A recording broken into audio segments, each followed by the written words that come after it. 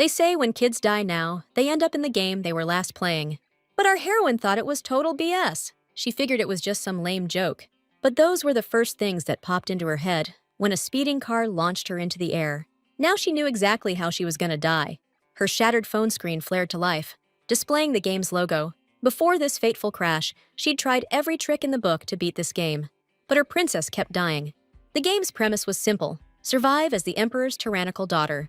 But that little princess kept dying in the most ridiculous ways. This drove our heroine nuts. She couldn't wrap her head around who'd come up with a drink water and die ending. No matter what she tried, the ending was always the same. After endless grueling days, she finally hit her character's 18th birthday celebration.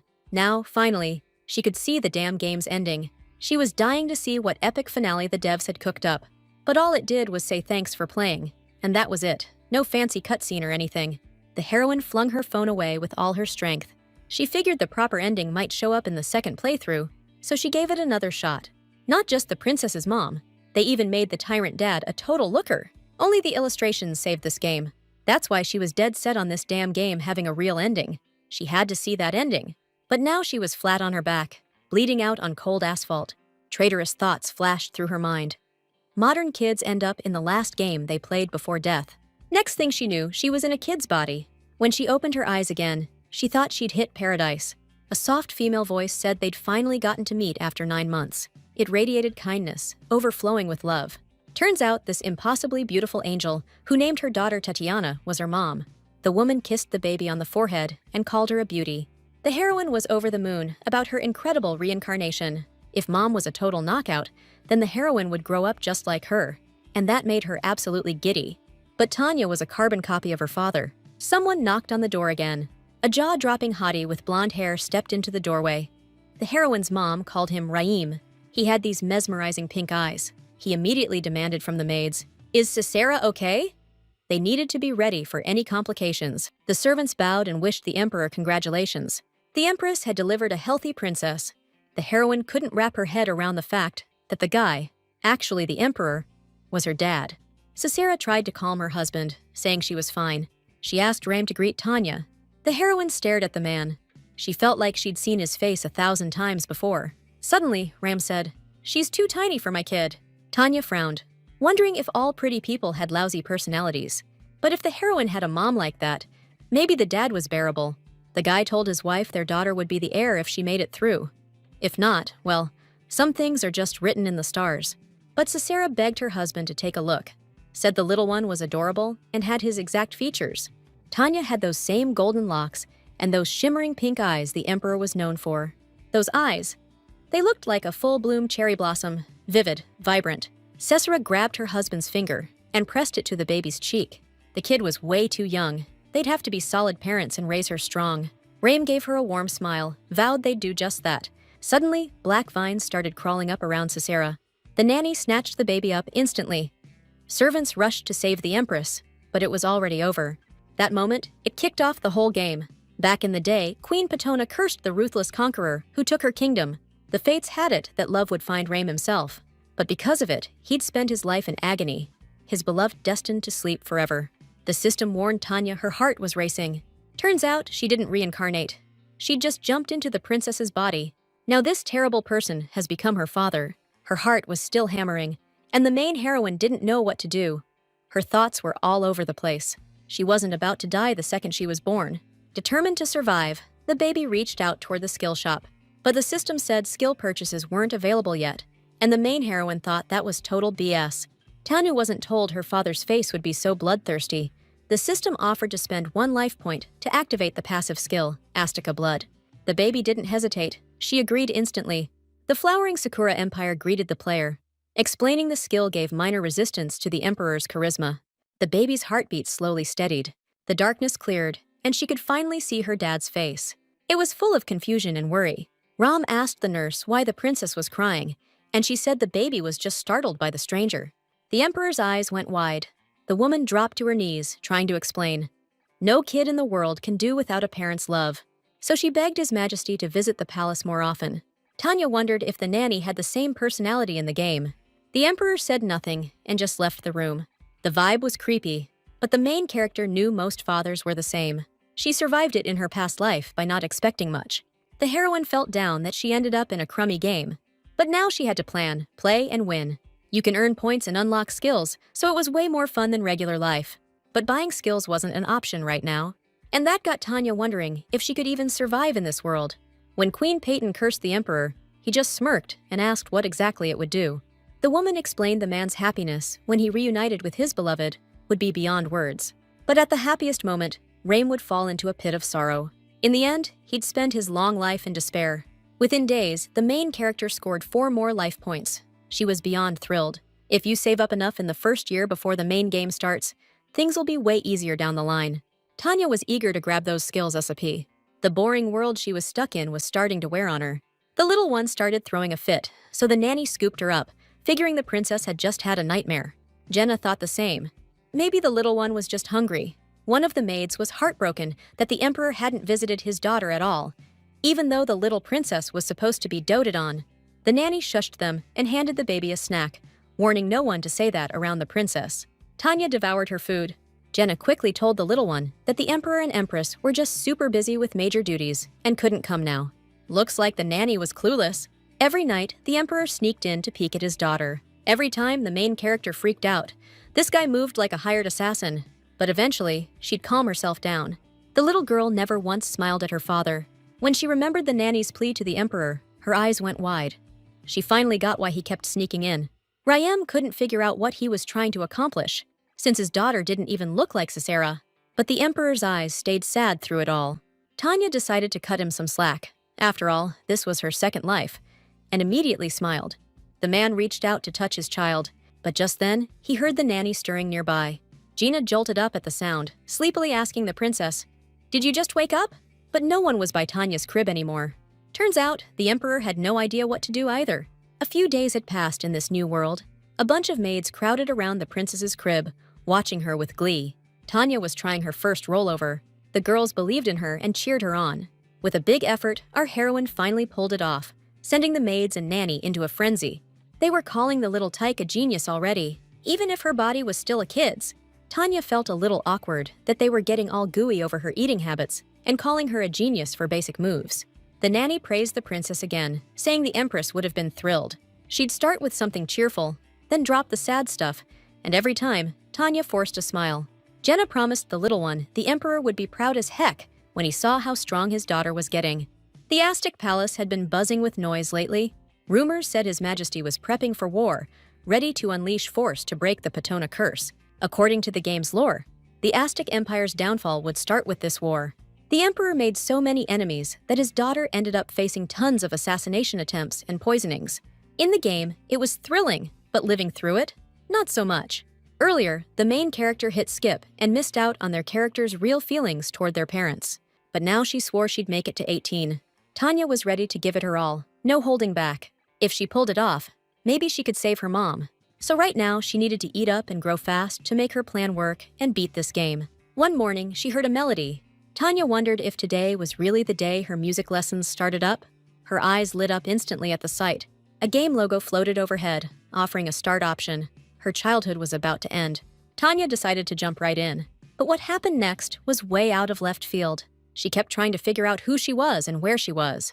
The heroine figured the game would kick off, letting her tackle quests and level up the story.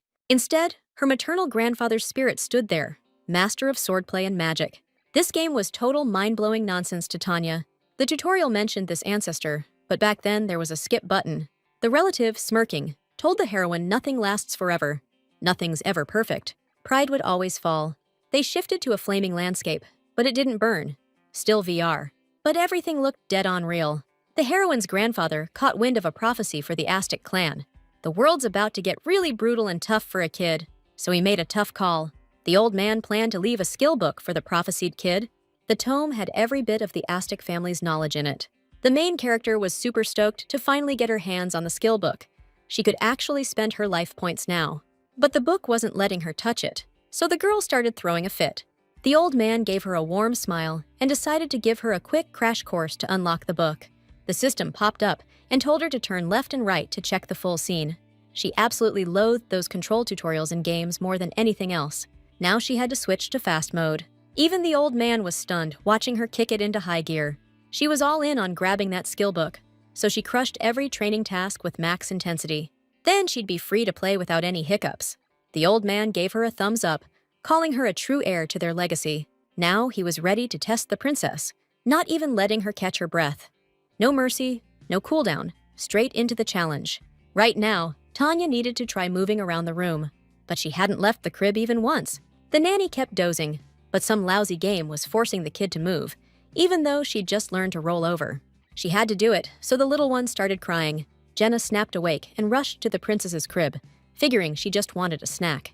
Tanya tried to ask to be let down, but all she could do was make simple sounds. The nanny paused. Then it hit her. Her Highness wanted to sit on the floor. This woman was clearly the best of them all. Jenna placed the princess right in the middle of the room. Tanya pressed her hands to the floor, totally confused why her little body felt so heavy. She had to stand up to grab the skill book. The door suddenly swung open. His Majesty the Emperor stepped into the doorway, surprising everyone by dropping in on his daughter in the middle of the day. Tanya instantly thought he'd come to scold her again. Turns out, Raim had picked up on magical energy moving from here. The system told the little girl her destination was set, and she could head to Emperor Raim now. The nanny explained they decided to play on the floor, but it didn't faze the guy. He turned and walked out. The main character couldn't let that happen. She was determined to finish the mission, so she crawled after him, gritting through the pain. Finally, she caught his pant leg. The nanny beamed with pride. Her little princess had crawled to the emperor all on her own. This was agony for our main character. She wanted to see how Raim would react. The system congratulated Tanya on claiming the Aztec royal relic, the princess's diary. Now she could finally make the purchase. The little girl let go of the emperor. No use for him anymore. But too late. She lost her grip and realized her legs couldn't hold her up. She began to fall. Raim caught her just in time. Raim was totally smitten with his bride. His only child meant nothing to him. Just like in the game, out of nowhere, he chucked the little girl onto the floor. This clearly hurt Tanya, proving her dad was still the same. He just up and left his kid, typical for someone with no heart. But now Tanya had the princess's diary. From this point, she could take control of the game. The main character was cooing in her crib, making happy noises, while the maids assumed she was just in a good mood. Maybe she was reacting to the emperor showing up. She opened the book, immediately greeting the princess and asking which skill they needed to find. Tanya was sure she was about to crush this game. First up, she typed meteor skill into the search bar. It was designed to fight an enraged dragon and played a major role in wiping out the dragon's demon army. So the old man didn't make up the dragon story. Before, the hero only checked skill effects, but they also had descriptions listing who created them. This book is a family heirloom, chronicling their whole bloodline. The stronger the skill, the more life points you needed to use it. Now, Tanya needed to find a skill that could prevent instant death, so her dad couldn't scare her anymore. First off, the princess grabbed the courage skill so her heart could handle any tough situations. But the visual was way too intense, and Tanya started crying. The nanny thought the princess was just into toys. Toys weren't the issue at all, but the main character was in high spirits. She'd just unlocked a new skill. The maids immediately hopped to it, determined to craft the most amazing toy in the world. Out of the blue, the nanny asked for attention. Not just for the toys, but for herself too. Gina picked up the little princess and said, "With your birthday coming up soon, there's a lot to get ready." Tanya remembered what happened an hour ago. That scumbag just tossed her onto the floor. The emperor spun around and headed for the door. But the nanny immediately shouted, "It's been exactly a year since the princess's birthday. We need to throw a banquet." Tanya's horrified. This topic was Raim's biggest no-no. That day, the empress fell victim to a curse. Gina quickly apologized to His Majesty for butting in so suddenly. The nanny's whole body started shaking with fear. Still, she told the emperor that if he missed this event, he'd never be able to look the empress in the eye afterward. The main heroine started trembling too. What mattered most was that Princess Tanya was part of the imperial family, the only heir to the Astakov line. She had the right to oversee the birthday celebrations. The emperor shot the nanny a cold look. Right then, the main heroine could feel the emperor's pressure. So intense, it was affecting even her newly purchased passive skill. Out of the blue, he agreed with the nanny's suggestion. Raim figured if that's all he could offer, he wasn't opposed, but the nanny would have to handle all the arrangements. Jenna promised she'd do everything possible to make the celebration fit for royalty. Tanya's eyes locked with the emperor's. Then Raim turned on his heel and strode for the door. The emperor's words still echoed in the main heroine's chest, and she couldn't figure out why he looked the way he did, like he was carrying some kind of guilt toward her. The nanny decided the best move was to pick a dress that matched the princess's eye color. but she wasn't sure if the fabric would be up to par. The main character was all in. Choosing had to be perfect since a sharp look was key. Tanya checked out her dress color swatches. She went with the white one. The nanny and maids noticed and gave her a nod. White didn't clash with her hair and eye color, so it was a solid pick. Tanya hadn't done much, but the praise was already piling up. Only 15 days until the banquet, so Geneva barked orders for 0 mistakes. Time zipped by, and suddenly it was her birthday. Tanya looked absolutely adorable in white. The main character was killing it, just chilling and soaking up the compliments from the nanny and maids. Geneva dropped the princess a heads up. There was some good news. The emperor just rolled back into the palace, probably on purpose to wish her happy birthday. Turns out, Ram had already headed off to war the second he greenlit the festival. Still, it'd be something if the empress could have seen this. Sisera's been asleep for a whole year. The main character had to break that curse ASAP. She was already barely remembering her mom's face. All she saw in the mirror was Raim's face. Right then, the emperor walked into the room. As soon as the man looked at his child, the main heroine's bravery skill kicked in instantly, so she wasn't scared. Tanya understood the servant's reaction. She felt her dad's presence in her skin, but things were totally different now. She wasn't scared anymore. The heroine smirked, trying to show her dad she wasn't afraid of him. The emperor came to give his daughter the Aztec family rights she'd earned. But for some reason, he looked more beaten up than last time, and weirdly sad. Even his body looked exhausted. Maybe that's why his aura wasn't threatening to the main heroine. The emperor was about to leave, but Tanya called him Dad right away. Her pronunciation was dead clear that moment. The nanny's eyes welled up with happy tears, and she congratulated His Majesty. The princess had called him Dad for the first time. But Raim just said she was finally speaking clearly for the first time. Out of nowhere, he asked if she really meant calling him Dad. The main heroine froze at the question, wondering if her dad didn't want to be called that. But the emperor's face looked sad. Since this was the main character's second life, she decided to give the emperor some slack and called him Father again.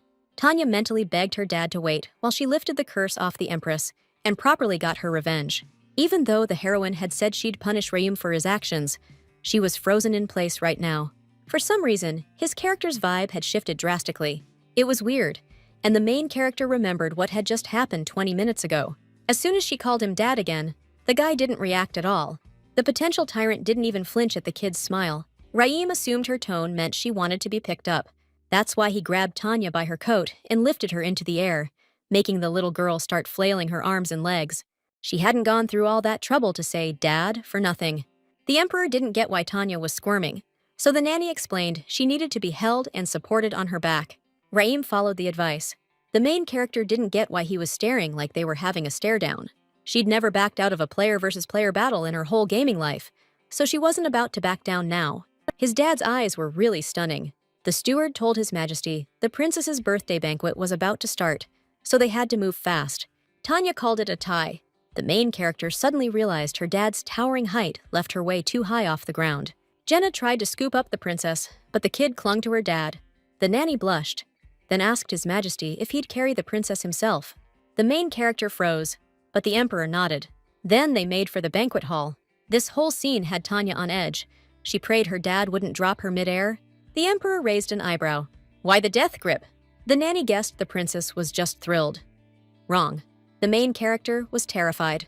As they entered, the musicians struck up a tune. Then came the grand announcement, Emperor and Princess entering. The main character's eyes went wide. Thousands of people had turned out to gawk at her. Tanya noticed another throne beside the emperor's. Must be hers. Now the emperor could let her go. She was clearly uncomfortable, but he walked right past that spot. The nanny and butler were stunned. They hadn't expected the princess and emperor to bond so much. Before all the guests, Raim announced Tanya Aztec was his daughter. Everyone looked thrilled. To these people, the empress's curse anniversary mattered more than the princess's first birthday. Raim asked again to confirm she was his daughter. Even if it felt a little awkward, it solidified his position. All the guests gaped when the princess clearly called him Daddy. A satisfied smile tugged at Raim's lips. Nobles rushed to congratulate the emperor. Our heroine exhaled in relief and smiled. She'd pulled it off, but Raim's expression stayed cold, even as everyone applauded him. Tanya decided to thank the guests herself instead and waved cheerfully. The guests froze, eyes wide as the princess did the unexpected. They were genuinely moved by the sweet princess and burst into cheers right away. Tanya had no clue how to handle their odd reaction. The guests kept raving about their princess's beauty. Out of the blue, the emperor told his daughter to stop smiling at everyone. Flashbacks of past events hit Tanya hard, and she realized she couldn't die over a simple smile. Better to hold it in. The steward asked if they could start the divine energy selection ritual, and His Majesty gave the green light. The main character was handed the big assignment. The 7 orbs held divine energy that could help the princess, but it might not even activate. I hold the magic tower's head, told the princess she had to pick her divine power immediately. The orbs shot up above Tanya's head and started spinning like crazy. The emperor told his daughter to choose what she liked. This first task happened at the end of training and was kind of like a kid's first birthday party. But there was a catch. Some of the orbs were duds, and if Tanya picked the wrong one, she wouldn't be recognized as heir. The Tower Lord asked which orb had caught her eye. But the main character already had a plan in place. Now she could use her life points to pick up a super useful skill. With it, Tanya could evaluate the worth of any item. As soon as she bought the skill, she activated it right away. 4 out of 7 balls turned out to be duds, so without this skill, the main heroine would have been in trouble. She picked the golden ball. It lit up with bright light instantly, making everyone else gawk in shock. The system congratulated the princess on achieving an immortal rank and wished for a quick awakening of divine energy. Turns out, Tanya had picked the best beat of all.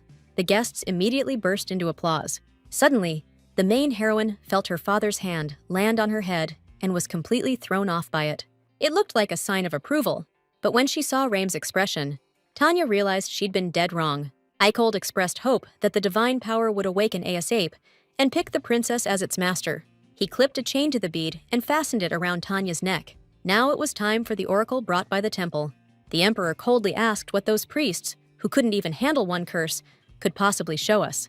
From now on, 3 guards will be watching the princess. Raim brushed it off as empty talk, but Tanya found it intriguing. She didn't remember this part of the game, probably skipped right past it. The rituals were done. Now came the king's gifts for the princess's first birthday. Tanya's eyes landed on a mountain of gift boxes.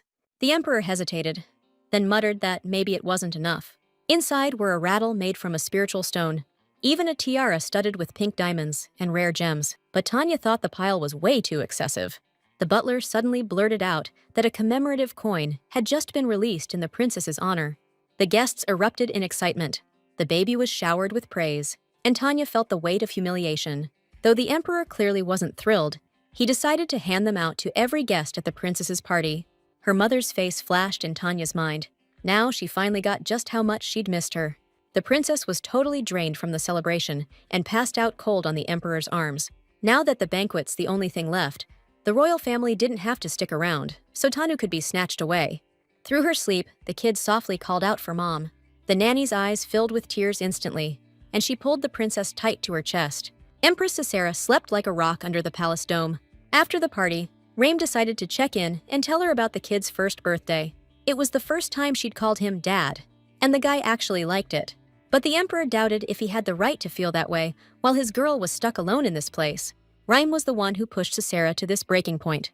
A full moon rose over the imperial palace. The emperor shoved the woman hard. She crashed to the floor, smacking her shoulder and wincing. Raim's voice froze cold. "Who gave you permission to barge into the emperor's bedroom?" She scrambled to beg for mercy from His Majesty on the spot. The woman trembled as she tried to explain she'd just been ordered to warm the emperor's bed. The door swung open. Chancellor Nars stepped in and declared how proud he was to have found a woman good enough. The emperor, clearly annoyed, reminded him he'd already told him not to pull stunts like that. The chancellor asked His Majesty if he'd truly forgotten the life he had before the empress came along. Raimi grabbed Nars by the throat without hesitation. Holding him off the ground, the emperor barked, "Shut your mouth!" He promised his chancellor that next time, he'd rip him to pieces if he ever pulled something like this again. The emperor hurled the chancellor to the floor. Nars pushed himself up and demanded His Majesty face the truth. No one could break the curse on the empress. Raimi figured his chancellor had grown tired of living, but the underling urged him to take a look at the empire's army now. They're doing nothing but trying to lift that curse. But the emperor insisted he had every right to command that army. But Nars shouted, "They're scouring the empire, torturing Pathina's people, and it's never gonna end!" Breaking that curse was impossible. The emperor probably didn't realize just how much the public hated him. The chancellor challenged, "Are you really planning to kill every last person in Pathina?" Raimi coldly declared, "If it comes to that, not a single soul walks out alive." The subordinate was horrified by their leader's tone and unwavering resolve. He knew damn well that at that moment, There was no way in hell Queen Petona could meet the emperor. Nar had worked his ass off to land that position. The Aztec imperial family was on the decline when Rame was still a prince. Back in his childhood, Nar learned this dynasty had a proud legacy, founded by a hero who slayed a dragon. But now, this country had no future. When he thought about it, the boy saw Prince Rame right beside him, the perfect candidate for the throne. At that moment, Nar thought it was destiny. As he grew older, Rame swore to his chancellor he'd build a mighty empire that'd be remembered in history. Even the sun wouldn't be allowed to set beyond the borders of the Aztec Empire. At that moment, Nar thought he could serve this man until his very last breath. He did everything in his power to make Rame emperor.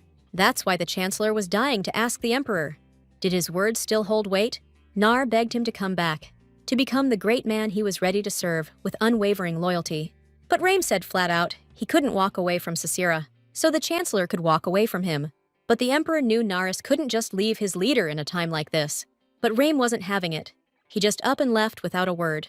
The nanny handed the princess a tiny spoon. It was hard to put into words how proud Gina was. Her Highness was eating everything, no complaints.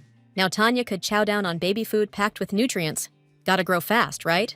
But the catch? Points were still stacking up way too slow. The main character started wondering if there was a way to rack up points faster. Plus, the princess had no clue how or when to use that divine bead. It was driving her nuts. Normally, you'd figure it out through trial and error, but Tanya wasn't about to gamble with her life over it. The main character loved finishing games fast, but without a strategy guide, it was a real headache. She'd beaten the game, but knew zilch. So yeah, she was totally stuck now. And nobody said they'd drop her straight into the game. Then it hit Tanya. She still had that journal, but skills only showed up after the divine bead seal was lifted. The nanny told the princess they'd work on their sense of touch with the game today, something Her Highness always loved. Suddenly, the divine bead started moving. It zipped over to Tanya and froze in place. The main character figured the bead was meant to trail its owner. Gina decided the bead had already accepted the princess as its master. She explained that His Majesty had poured divine energy into his sword, so it was intriguing to see how the princess would handle it. But even without divine power, the emperor was a legendary warrior. Those words meant the bead could boost an object, so it could probably team up with certain items. Gina asked what she felt in the sand. Tanya wanted to ask about the boosting, but the forced chat ban was blocking her. No way around it. Tanya had to wait things out, so she decided to start sculpting in the sand. Gina zoned out for a bit, then glanced back at the princess's creation and was totally floored. She couldn't wrap her head around how a little kid could build an entire castle. The nanny told the chancellor, without a doubt, their princess was a prodigy. Her Highness needed an exceptional mentor ASAP, so we had to tell the emperor right now. Gina couldn't ignore the princess's genius. Those words sparked Nar's interest. Now the main character got why the nanny bolted out of her room in a panic. She knew the smart move was to just barely pass her assignments, so they'd stop bugging her. But Tanya was stuck facing those rigged games. Nothing she could do about it. The main character was dead set on never throwing a match, so she started crushing every assignment adults threw at her, and they couldn't believe it.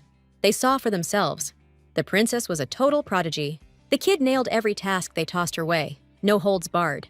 It was oddly nostalgic, like she'd time-traveled back to her distant childhood. Suddenly, the chancellor dropped a bomb. Her Highness could jump straight into imperial air training. Lessons usually started at 4, but wasting that talent was a no-go. Princess needed to level up fast. Turns out, adults wanted to force a 1-year-old into school. The chancellor sensed the next ruler and couldn't believe his luck at catching a live one. Since they ran into this situation, Nars wasn't against being a mentor. His eyes looked like someone who just struck gold in a coal mine. Tanya didn't get why the prize for the game was training. The main character realized she needed to fake being a 1-year-old and act all baby-like. She decided to act like she'd never seen a monocle and snatch it up, then pop it in her mouth and start drooling. She was trying to act like the average kid, so Nars would finally give up on her. But the chancellor smirked and said, "The princess nailed the enemy's weakness and went in for the kill." Tanya definitely didn't see that coming. In Nars' eyes, a great ruler needs brainpower and battle skills. The main character went with Plan B and flung the monocle across the room. But the chancellor just shrugged and said, "Princess, go ahead, toss it 100 times if you want." But Tanya didn't want any of that. Nars had cash to burn, so he could hook Her Highness up with as many monocles as she wanted. He saw it as a small test of her loyalty. The growth-based training mission was a total disaster. Before you start training to be a proper heir, you need some basic academics first. Sudden death is way too advanced a lesson for heirs. Tanya hit a sudden death scenario from grinding too hard. Her health points were rock bottom, so death was right around the corner. Regular classes are run by a panel of 15 teachers hashing things out. But before starting classes, the Chancellor wanted to get a better read on the princess. Turns out the lady in charge mentioned Her Highness loves playing, so Naras asked the princess to do him the honor of playing along. Big shock to our heroine. From that day on, Naras showed up daily with those educational toys. He was clearly picking stuff he knew would hook the princess. This wasn't his first rodeo. So Tanya finally snapped and yelled she didn't want it anymore. She dodged the sudden death crisis, but having him show up daily with those damn toys? Overkill. All that kid stuff? Tanya was already bored out of her mind. Naras handed Her Highness a candy and called it a reward. That sly bastard was dead sure a candy could boss our heroine around. Tanya didn't even realize her drool was cascading down her chin. No denying it, this candy's straight up devilish. The moment it hit the tip of the little girl's tongue, her whole mouth exploded with wild emotions. All because of those kid-friendly flavor vibes. But Tanya had pride. No way she was backing down that easy. When the Chancellor spotted Her Highness's protest, he yanked out more candy and swore he'd hand 'em all over. To the main heroine, it felt like a personal insult, but there was way too much candy to say no to. Tanya figured she'd grab this rare event while it lasted. Figured if she kept playing, the fun would roll right back in. The princess had next-level thinking for her age, and never hesitated to pick the path that got her where she wanted. The little tyke nailed the puzzle again. But the real kicker? She was absolutely adorable. All that cuteness from the Chancellor and Nanny? The main heroine was thrilled, yet totally flustered. But she had no clue what Narsa was up to. He usually checked the assignment and jetted. Out of nowhere, the Chancellor started yakking about what the princess did after lessons. Specifically, her walking drills. He shyly asked the woman if he could be there today. The woman smiled warmly and said she totally understood what he meant and couldn't stop him. Nars was relieved they got each other. The man took the kid's hands and started walking her through it. The main heroine didn't care who held her, until the Emperor's icy voice suddenly cut through the room. Emperor stood at the doorway, arms crossed. Tanya was baffled why he'd even show up, since he never stuck his nose in before. The Chancellor calmly reminded His Highness that he's been helping Princess Tanya train to sharpen her skills. But Raim didn't think the heir's lessons included this kind of hands-on stuff. The Chancellor clarified it was extra walking practice, and the heroine confirmed it without hesitation. Princess Tanya was so good at hiding her emotions, even Nars couldn't find the words to praise her enough. Out of nowhere, the Emperor snatched the kid's hand instead. Nars snapped at the Emperor. Since the princess had been paired with him, the Emperor should wait his turn. But Raim insisted it was up to the girl to decide. In the end, the heroine got stuck in a sticky situation. Both guys wanted to hold her, but Tanya knew staying with Nars was the fairest call. But a system message suddenly flashed in her face. The system announced she'd score 50 life points for walking practice with Emperor Raim. She ditched the Chancellor and switched positions in a heartbeat. Kiddo silently apologized to Nars, but this game world was straight up unfair. Everyone in the room was watching the ruler, totally baffled. Main character had zero clue why Emperor Raim was acting so weird out of the blue. Tension was back in his voice, and Tanya figured he'd just found a new way to nitpick at her. The nanny told Emperor Raim he could hold the princess so she wouldn't keep tripping, and to take it slow to the door. The Chancellor just snorted at his Emperor's pathetic attempts, but Raim actually listened to the nanny's advice. He grabbed the main character way tighter than she expected, and the kiddo was totally caught off guard. Emperor Raim usually didn't give her the time of day, but something was definitely off today. Turns out Tanya nailed it. Raim deadpanned that she finally looked like a real person. Tanya just aced an unexpected mission and scored 50 life points. Now she could unlock 2 full skills. But the protagonist didn't get why these random missions only popped up when she was near Raim. She had to find out, even if it was a little awkward. The little girl clumsily ran up to her dad and hugged his leg. With all the sincerity she could muster, the protagonist told her dad how much she liked him. But the Emperor didn't bat an eye. Instead, he decided the princess needed to learn ASOPA, what was and wasn't acceptable to like. He handed the job off to his Chancellor. Those words stung a bit. How dare he make it illegal for her to like him? Tanya decided to do the quest solo and awaken the Empress herself, then take over the kingdom. So she wanted to know where her mom slept. The nanny wanted to tell the princess everything, but the Emperor gave the order to keep it secret. He promised his daughter that before her 10th birthday, he'd make sure she met the Empress. But Raim wasn't even playing the game, so how he planned to do it was anyone's guess. This fool's definitely not going to lift the Empress's curse before the game ends. The guys left, and the main character pulled the little one close.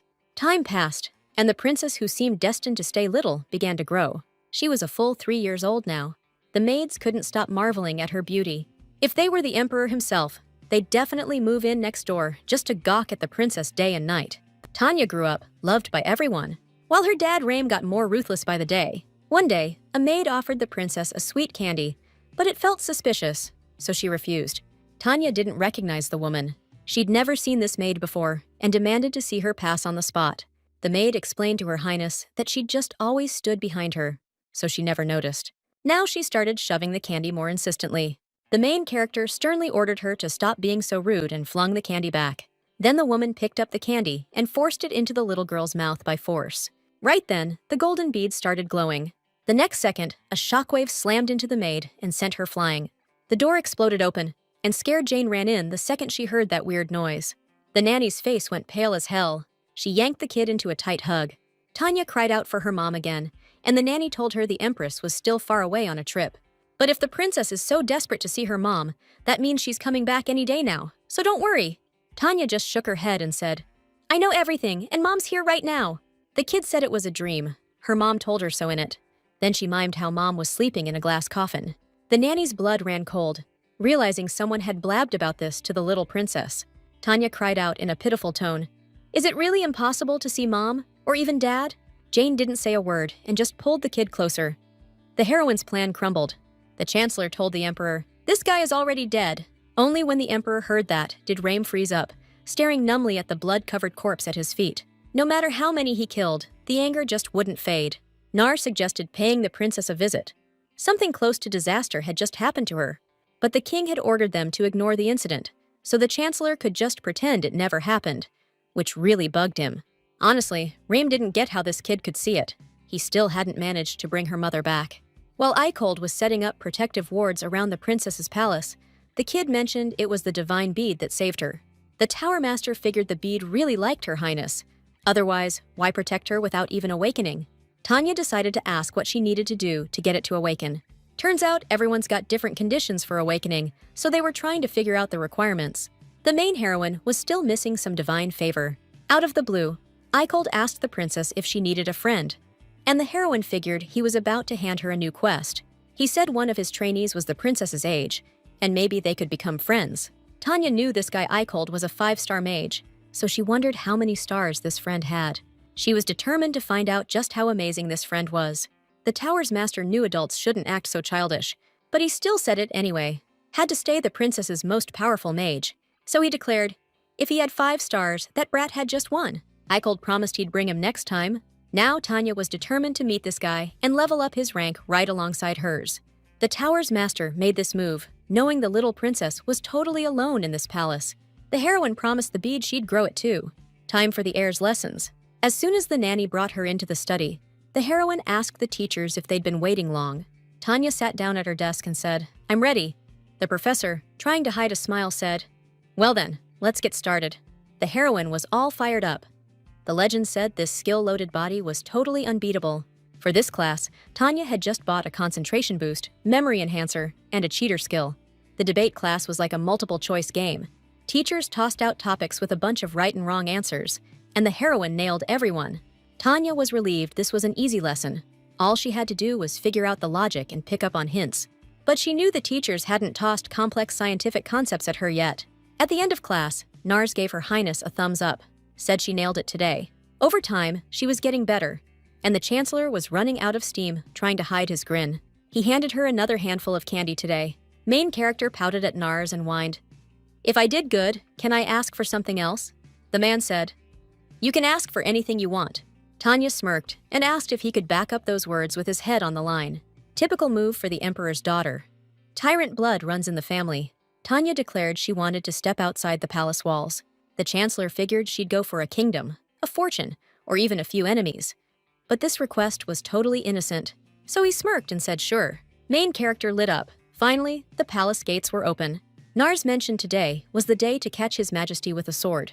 He told the princess she'd be escorted by Marchesa Camellia. The Chancellor added it'd help her husband too, and the protagonist froze, shocked to learn her nanny had a husband. They stepped outside, and Nars told Her Highness to watch closely, because things were about to kick off fast. Tanya spotted her dad instantly, perched on a massive throne. A red-haired guy rode up on horseback, approaching the throne. Nars explained it was a victory parade, and right now the king was greeting soldiers who'd fought bravely and survived the battlefield. Out of nowhere, the princess noticed a group of kids. These were war trophies. In the Aztec Empire, they've got a system where they grab kids from respected colonial families and train them. If they graduate well and hit adulthood, they get sent back home. Looks like the king was finally ready to end one war. Even though he was fuming he hadn't gotten any info. Tanya decided to play dumb, like she didn't get a word. Then she locked eyes on one kid. This dark-haired, purple-eyed kid was drop-dead gorgeous, and Tanya couldn't tear her eyes off him. Her heart went haywire. This was her absolute favorite character type. The main character had been chasing after guys like him ever since she first got online. Now he was standing right in front of her. This kid's looks were clearly meant to be passed down for generations. Tanya was determined to save the boy from captivity for her future, but she froze when she heard metal clanging. Her dad drew his sword. The Chancellor told the princess to calm down, but the main character wasn't sure swinging a sword around was normal. Nars explained they'd been dueling with swords since they were kids. It was their way of saying hi. The Emperor told Marquis Camellia his swordplay was still sharp. When she heard the name, the main character realized this guy was Jenny's husband, the one Jenny was staring at with so much adoration. His Majesty asked the Marquis why he hadn't brought him what he wanted. The man replied, confused, that he'd mentioned it in his reports multiple times. The Emperor had been waiting for an answer from the one person he trusted most in this place. The Marquis asked His Majesty if this wasn't the triumphant ceremony. He wanted to know why he'd been summoned and if he was really allowed back into the palace now. The Emperor realized he should have warned his subordinate earlier, but if he had, he wouldn't have brought them here. Marquis Camellia might have been the Emperor's blade, but he was easygoing to a fault. The Emperor ordered his underling to deliver the Black Flame rebels from Patona to the insurgents. If they don't bring the key to lift the curse, he'll kill one person a week, no exceptions. The Chancellor gritted his teeth. The Emperor was saying all this right in front of the princess. The heroine couldn't wrap her head around her own father, planning to slaughter innocent kids to save the Empress. Even in the game, they never said the Empress had been freed from the curse. That meant the Emperor could sacrifice even more people on top of those kids. Wild as this game was, this was messed up. Marquis Camellia snapped at Nars. You the one who told the Emperor to pull this cowardly stunt? The Chancellor told the man to tone it down. He'd just found out himself and only knew about Nars returning.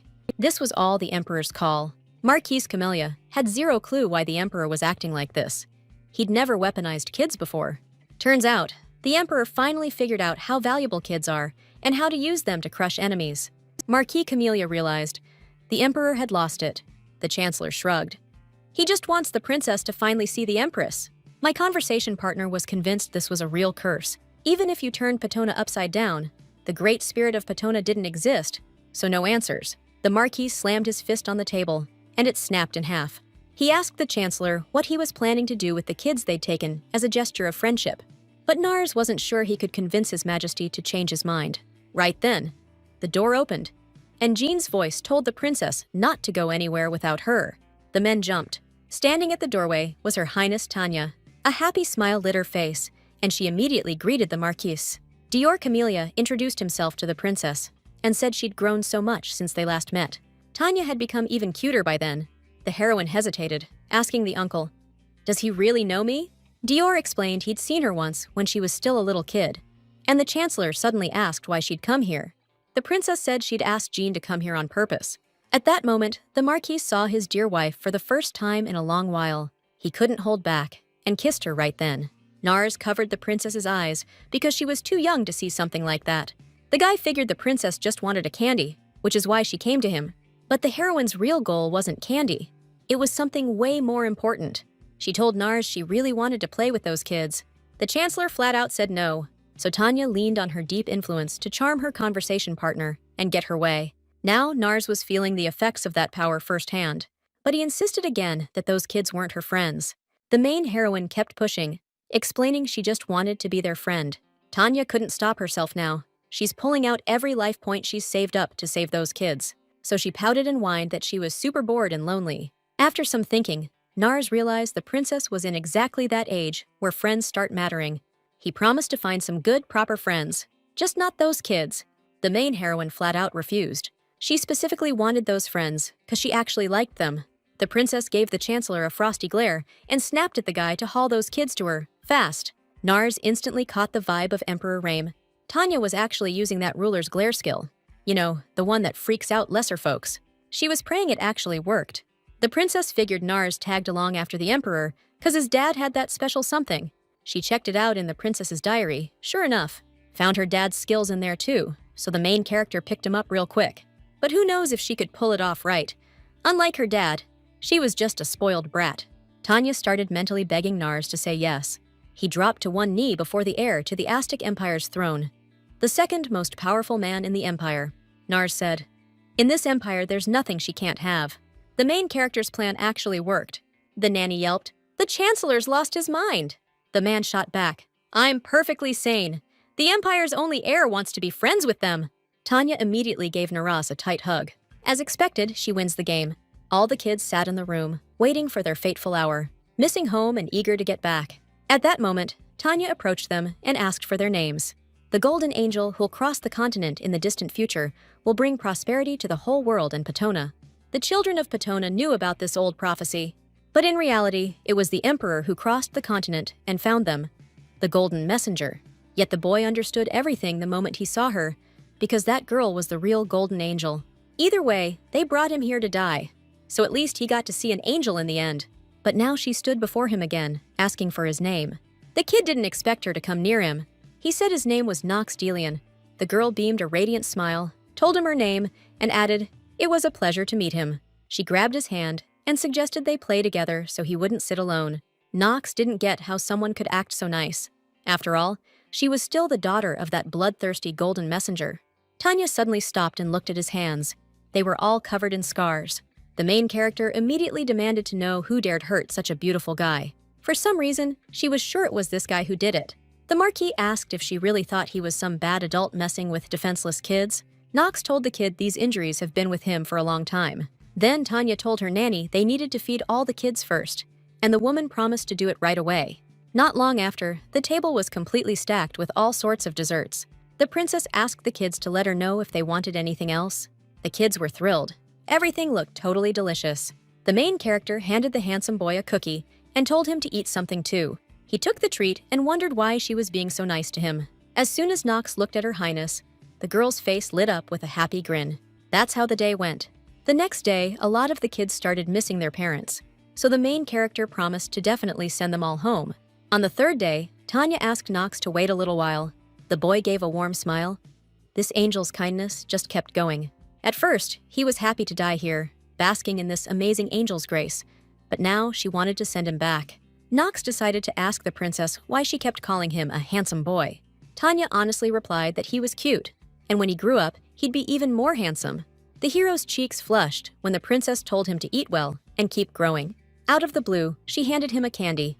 Tanya usually saved stuff like that, but with Nox, she decided to share. The boy got something meant just for him for the first time. Of course, it moved him. Tanya gave him another cookie, and his ears turned red. The princess promised Nox she'd punish anyone bullying him if he named them. The hero was happy. Someone was finally on his side. He thanked her for what she said. Tanya tried to convince Nox she was serious now, because she had the highest level. He gave her a warm smile. The hero decided not to dwell on why she was so nice to him. At his age, it was easy to get interested in different people. A week passed, and now the princess was yelling at the kids. They didn't know the Empire's official language, or how to write it. Tanya was beyond upset about this. The time had finally come, and the princess immediately called for Dior Camellia. She ordered them to take all the kids back right away. The main character didn't want to see them anymore, so she wanted them out of the palace fast. None of them could answer her questions, so Tanya couldn't even play with them. The heroine didn't really feel that way. She just wanted to get the kids home. Tanya knew her father had given her these kids, so she had every right to handle them however she saw fit. The Chancellor assured the princess everything would be done her way. The main character declared, "I'm not eating until Uncle Dior sends those kids back home." Starting today, she wasn't touching food again. The Chancellor gave the order to remove the kids from the palace immediately. Honestly, the heroine felt a little awkward, making such a big deal just because she wasn't eating. Nars was furious that the Marquise wanted to harm the princess's health. Then, Marquis Dior ordered all the kids to get ready for the move to Pétain immediately. No one knew Nox didn't want to leave. He looked at the princess, and she smiled warmly at him and gestured for silence. Now the boy understood. She did it on purpose to keep her promise to send Pétona's kids home, but he was afraid the envoy wouldn't let it go, which meant the princess wasn't safe. The heroine was certain she'd handled it perfectly. Her actions definitely caught her father's attention. Now all she had to do was wait for him. And only now could the heroine finally breathe easy. Before, it had been tough. She knew her dad had bad feelings toward her. Now Tanya needed to meet Raim to find out the terms of the unexpected mission and dig up where the Empress was. In other words, it was called a parent call operation. Luckily, among Tanya's sudden deaths, there wasn't one caused by her dad's disappointment. The heroine's plan had an incredible effect, and soon after, the Emperor paid her a visit. For the first time in a long while. Finally, she got to see him. But it was a shame the unexpected mission never showed up. The system alerted the heroine that the character was using the ruler's gaze right now. But ever since Tanya learned to be brave, she hadn't been scared anymore.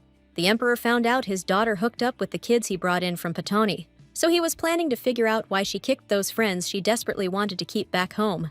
Pretending like it didn't bother her, Tanya said they just got on her nerves. His Majesty's tone got serious. "Who told you to do this? Marquis Camellia or Chancellor Naris?" Tanya coolly said she made that call herself. She needed to melt Raim's heart. With a quivering voice, the heroine confessed she first thought her dad valued those kids way more than her. They vanished, and now Dad's here to see her. Tanya was lonely, and Dad only saw them, so she got mad and kicked everyone out. The Emperor froze when he heard his daughter's confession. The guy who's played a million games knew. There's a time and place for skills, so the heroine asked her dad, "What should I do to get you to come around more?" Tanya knew. Now Raimi had to make a move. He wouldn't fight his own skills. A tyrant for his own daughter. His carbon copy twin, who went off half-cocked and stirred up trouble. They wondered if he was ready for a father-daughter talk. Tanya said she was really glad she could finally see him. The Emperor's mind flashed back to his childhood, when he'd always ask his dad why he never came to visit. Now Raim realized he'd made his own child suffer the same way his father had made him suffer. So he told Tanya, from now on, if she wanted to see him, she could drop by any time. The Emperor placed a hand on her shoulder and added he wasn't mad about what she'd done. The heroine asked if she could treat her friends however she wanted. The man nodded, and the little girl's face lit up with a happy smile. Raim's mind instantly jumped to the image of a smiling Sisera. Their smiles looked exactly alike. Tanya declared Nars was right. There wasn't a damn thing in this world she couldn't have. Still, even though she was angry at her friends, she had to check they'd gotten home safely. The Emperor promised to handle it all, scooped his daughter up, and asked in return not to skip dinner. That night, every servant in the palace became witnesses to a scene they'd thought they'd never see in their lives. The Emperor dined with his daughter for the very first time, but you couldn't see a warm smile on his face. Jaina approached and told His Majesty the princess needed to get ready for bed, and Raim volunteered to take her himself. The main heroine was stunned to hear this. The nanny smiled warmly to herself, thinking Empress Sesera should see him like that too. The princess had been asleep for hours, but the Emperor stood on the terrace, wondering how idiotic he'd been all this time. He was torn up by the question. What would he do if Patona's curse ever caught up to Tanya? In the end, letting emotions show was his own selfishness. He knew this all too well, but once they were out, they couldn't be put back in. The Chancellor and Marquis approached him. The Emperor sternly asked Narsa if he was the one who taught the princess she could have anything she wanted. The Chancellor nodded and added that, in reality, she already had everything. Ram called Narsa arrogant, and Narsa just thanked him for the compliment. Frankly, the Chancellor hadn't expected the princess to melt the Emperor's cold, cruel heart. Dayar decided to clarify with His Majesty whether he was seriously planning to send Patona's children back. The Emperor nodded and good-naturedly asked, what else could he do? They were now his daughter's friends. Marquis Camellia took the order. But first, he had to show His Majesty something. The Emperor only just noticed the dark-haired boy Diore had been holding all this time. Rayam recognized the child as one of his daughter's friends. But he didn't get why the kid had cuffs on. Marquis didn't know how to explain the mess without the Emperor overcomplicating things. He explained this kid's a shadow, and knowing that, they can't just send him back. The Emperor called out his sword instantly. His subordinates tensed up immediately. Nox froze, thinking for a second His Majesty was going to cut him down right there. But Raim sliced the shadow behind the kid. Now His Majesty was sure it was legit the Pantau shadow the Marquis had mentioned. These knights were enforcers overseeing Patona's high aristocracy. But the Patona shadow was just a title. The real thing? They trained these dolls to kill from the cradle. The black mana flowing through their bodies could turn them into weapons. Enemies got wrecked by it.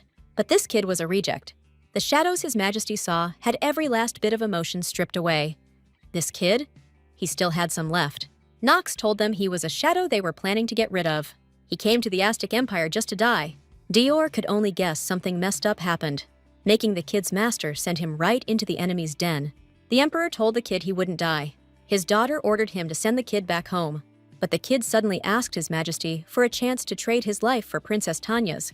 The emperor questioned why his daughter would want to take a life as worthless as his. Nox promised he'd become the shadow protecting Princess Tanya. Shadows like him would do anything for their master. If the order was to die, they died without hesitation. Raim knew a shadow was way more useful than any regular knight. The emperor realized his daughter had tamed something pretty fascinating, but the chancellor warned not to trust the kid. His Majesty thought the same. Right then, Nox conjured a dagger from the shadows and held it to his throat. If the adults really thought he could hurt the princess, they could have killed him on the spot. He started vowing to the emperor he wouldn't regret his decision. But Ram told the kid his life now belonged to Tana, so he better not even think about handing her off to anyone else. Nox promised to prove his loyalty. Suddenly, the emperor remembered the Tower Master's words. 3 guardians would now protect Princess Tana. Her Highness would live her destiny on her own terms and ultimately bring glory to the Aztec name. The emperor ordered Dior Camellia to send the boy to the northern territories. The Marquis froze and asked the ruler, "You mean that northern territory, specifically?" The emperor countered, "Aren't troops always needed there? Plus, all those shadows? Karchalos would love it." The north was where the first imperial knight order was founded. They say King Eklis overthrew a dragon right there long ago. Maybe that's why monster invasions never stopped there. Even though this kid was called a shadow, shipping a little kid up there was basically a death sentence. But Nox calmly asked, "What exactly do I need to do up there?" The emperor ordered him to fight until his body broke, prove his worth through deeds, and earn his place. That idiot had the princess save his life. She specifically asked for a safe place to be made, so Nox wouldn't get picked on when he came back home, but he went a different way. Now the kid was starting to think the dead guy had it better than him. The kid's mind suddenly filled with the image of the princess smiling. A warm smile tugged at his lips. The sweet taste of candy from the princess was still in his mouth. The main character jolted awake when her divine bead suddenly glowed and started vibrating. She yanked herself up from the bed in a flash. The room was empty, so the main character had no idea why the bead was going off like that. Tanya suddenly caught a rustling sound and realized someone was there after all. She'd already been poisoned once before, so some creep trying to kill her wasn't exactly shocking. The tower's owner had set up multiple layers of wards, but someone had still managed to slip through. Nox rapped lightly on the door and called out to the princess. The main character instantly recognized that clear, smooth voice. Tanya blinked in confusion, admitting she thought a hired killer showed up in the middle of the night. Nox thought that was sweet. The princess figured Uncle Dior didn't give her friend a safe spot. But the kid said Mr. Dior gave him a chance and did everything. But then Tanya stopped getting why the kid even came to her. She went for the handle, and Nox thought that was pretty sweet. Turns out this cute kid had a beautiful laugh too. Nox told her not to open it, because he couldn't stick around long. But before he left, he wanted to say something. The main character was confused and asked what he meant. The kid turned beet red, but told the princess she was way hotter than he was. Tanya's cheeks lit up instantly. She wasn't expecting those words. She still opened the door. But the hallway was empty, and the princess figured it was just a dream. After successfully winning over Dad, Reem started showing up in front of Tanya all the time, just like she wanted. And today, the main character finally got to see him. Tanya was hoping he'd surprise her with a mission today, but nothing happened. Even though the Emperor popped in regularly, he was still a cold fish toward his daughter. Reem switched between loving and hating his kid. She asked Nars why Dad wouldn't talk to her, and he said the Emperor's way busy. The heroine slumped her head onto the book, dead tired. Deep down, she'd already beaten every level and finished all the quests. But this little body's not even allowed to leave the palace. But she wasn't about to quit. She had to find the Empress ASAP. Tanya was done with her lessons, so she asked the Chancellor if she could go play outside the palace. Nars warned her the outside of the Crystal Palace is super dangerous. His Majesty wants his daughter safe. And right now, the palace is the only place in the Empire that is. But then he pulled out a piece of chalk, and the heroine perked up. When the princess hits this height, Nars swore he'll convince His Majesty to show her everything outside the palace. The little cutie jumped off her chair and bolted for the wall. She already thought she was pretty tall. The heroine checked if she could reach, but Nars just smiled and shook his head. So Tanya tiptoed up and asked again. It was too cute, but the man said she still had to grow about 2 palms worth. The main heroine didn't get Nars's reaction. She was dealing with an emergency right now. The Chancellor told the princess to eat well without being picky, sleep well, and then she'd grow in a couple of nights. Then he showed her just how much the princess had left to hit her goal. Though the heroine felt a little ashamed, she knew she needed to act a little spoiled right now. Tanya puffed out her cheeks and said, "I'm just short, but I'm already grown up."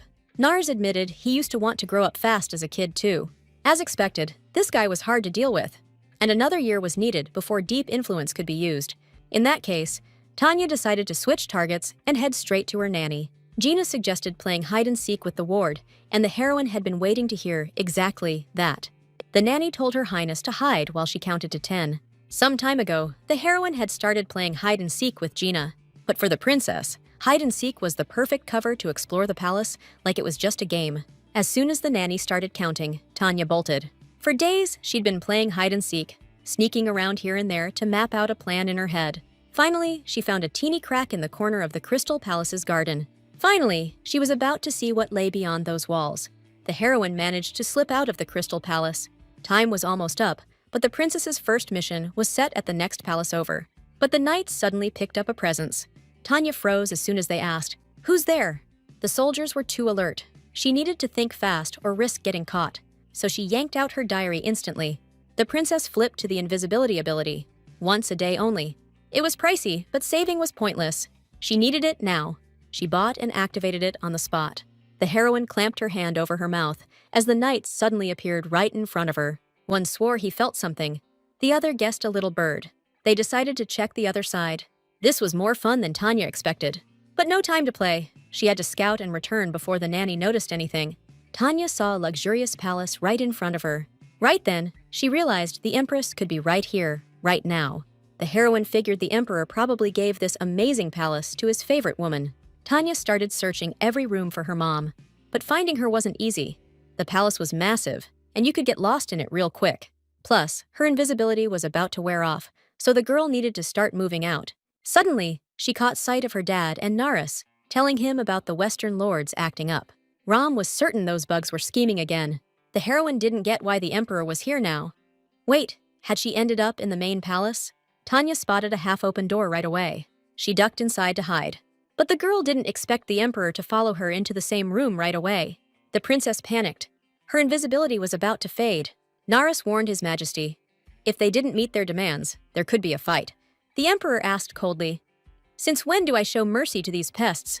Everything was pretty straightforward. The emperor just had to wait for one of the Western lord's daughters to come along. Raim coldly shot back that it was complete nonsense. The main character realized if they caught her right now, she was as good as dead. Since she was in the emperor's palace, Tanya had to hold on as long as possible and stay under the radar. The kid thought about it and immediately sneezed. Now it was over. She was definitely exposed. The main character felt the curtain behind her start to move. She turned her head and saw the emperor and his chancellor's shocked faces. They had no idea how the princess ended up there. Tanya decided to keep smiling if she wanted to live. Raim picked up the kid and asked how exactly she ended up there. But the main character pressed a finger to his lips and told him to shut up. She explained she was playing hide-and-seek right now and had to win. That meant the nanny couldn't find her. Tanya found it hard to keep answering. Suddenly, the kid sneezed again. The king froze and anxiously asked his only daughter why she was so warm. In the end, the main character ended up in bed. After a night of hide-and-seek, Tanya didn't get any sleep and was too exhausted to move the next day. Since she'd used so many different skills, her little body was completely drained. In reality, she could have used those skills multiple times a day if there weren't daily limits. Tanya knew the more she used her skills, the more she'd tire. But she didn't think it'd add up like this. At least the game didn't have instant death, so even though she'd used a ton of skills, everything was still okay. The emperor snapped, "Why can't Tanya get out of bed?" The doctor hesitated. "Well, your majesty, I think the princess is just really overworked, but that's all I can say." Ram blurted out, "How can you be sure it's just exhaustion?"